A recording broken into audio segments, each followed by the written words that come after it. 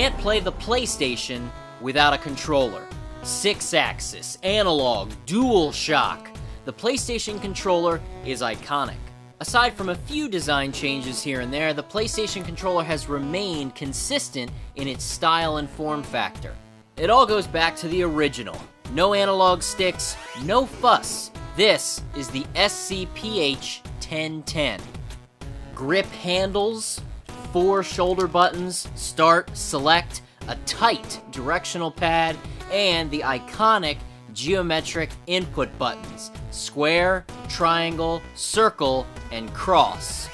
Though I always call it the X button. Simple but effective, this controller layout is etched into my brain bits.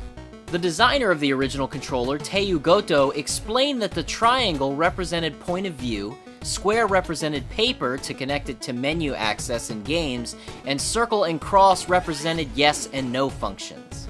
The original controller did have a slight revision that added a much longer cord, as well as a ferrite bead on the end to stop any dirty noise interference. But what came next? Oh, you know what came next, right? The DualShock controller, a classic. Everyone look. This isn't the next controller that came out? Oh, no. Before this, there was the dual analog controller.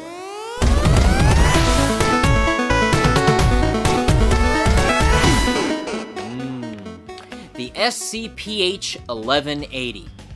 This was the first PlayStation controller from Sony to feature dual analog joysticks. But no shock on this one, at least not in America. Vibration feedback came later.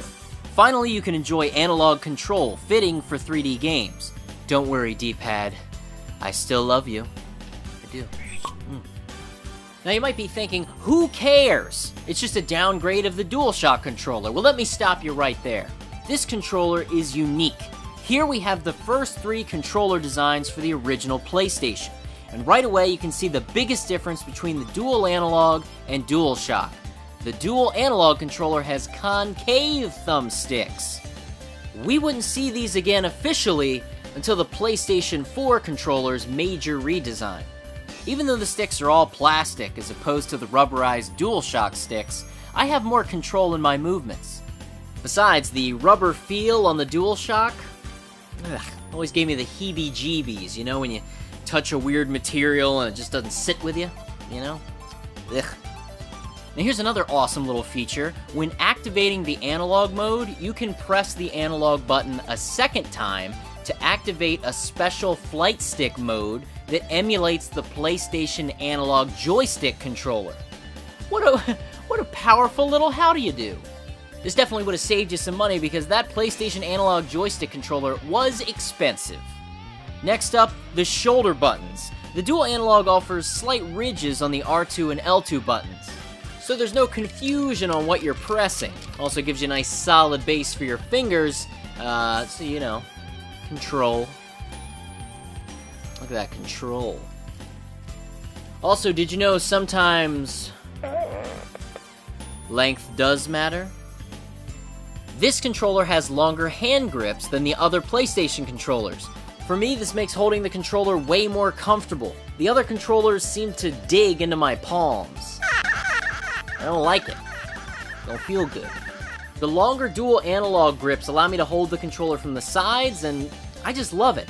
Because look, hands down, hands on, this is the most comfortable original PlayStation controller.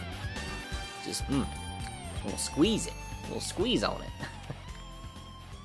It's unfortunate that time has forgotten the dual analog controller.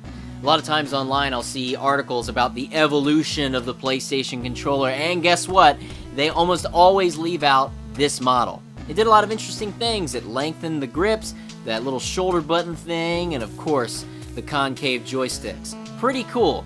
And it's ironic that almost all of the new modern controllers come standard with concave joysticks. Just saying. Sony did it way back in 1997.